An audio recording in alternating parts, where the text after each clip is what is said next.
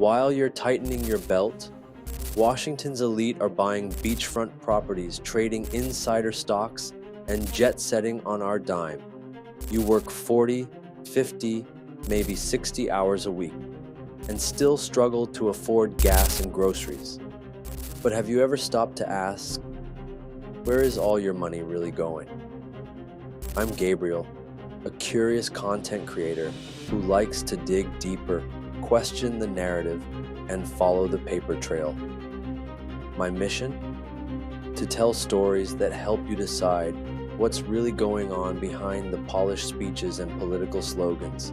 This is my Creative Nexus. Welcome to our new series, Questioning the Narrative with Gabriel. Are you ready to go down the rabbit hole? Let's start with something simple, math. The U.S. national debt is now over $36 trillion and growing. But the most alarming part, nearly $8.4 trillion of that was added under just one administration, the last one.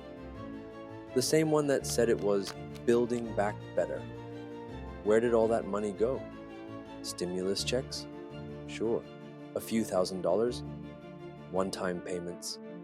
But after that, it's like the faucet never turned off. While families got crumbs, government agencies ballooned, and friends of the political elite got full-course meals. Let's talk about the Biden brand.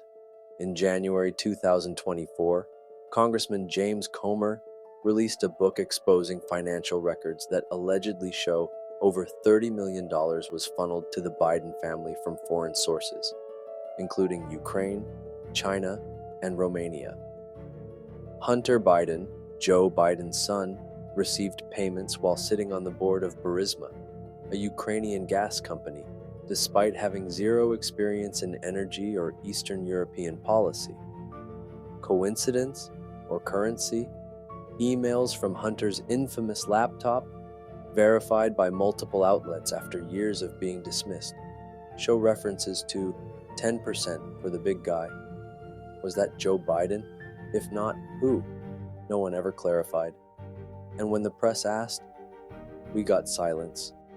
Or worse, censorship. On that note, do make sure to like, share, and subscribe for more, questioning the narrative and diving deep down the rabbit hole. Let's pivot.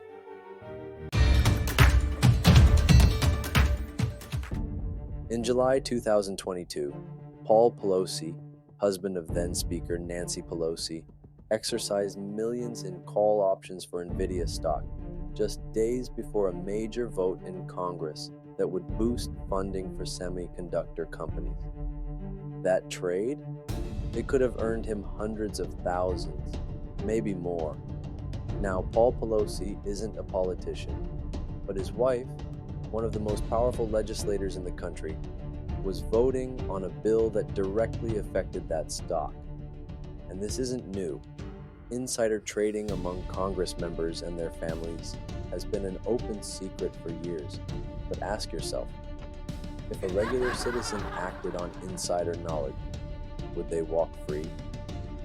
Yet in Washington, it's just another Tuesday.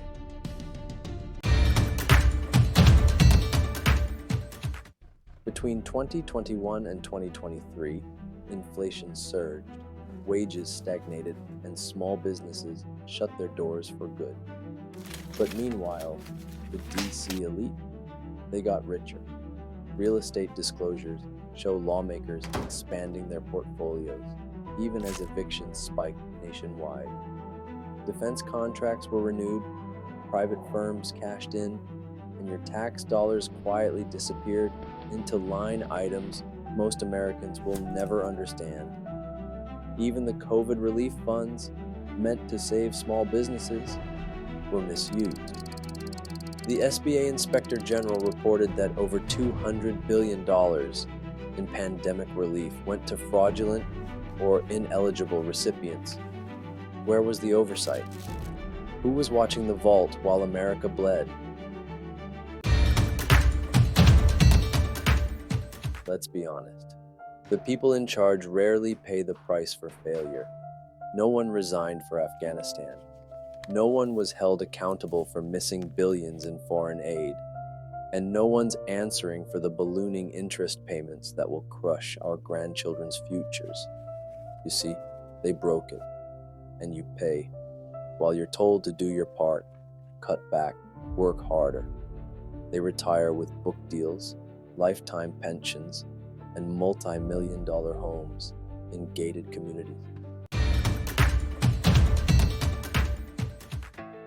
The truth? This isn't just about Biden, Hunter, Pelosi, or any single person. This is about a system that lets politicians live like kings, while asking you to serve like serfs. A system where transparency is a talking point, not a practice. Where accountability is a myth, and justice is just a word they use when it's convenient. So the question is no longer if the system is broken. It's who's willing to keep pretending it's not. If you've made it this far, then you're not asleep. You're paying attention, you're thinking.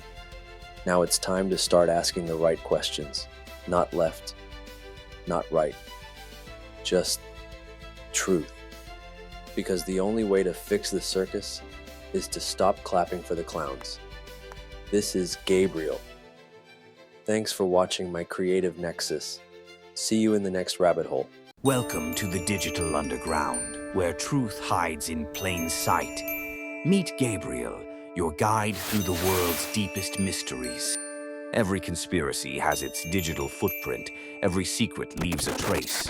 While others look away, we dive deeper.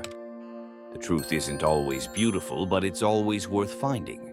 Stay curious, stay vigilant, and question everything.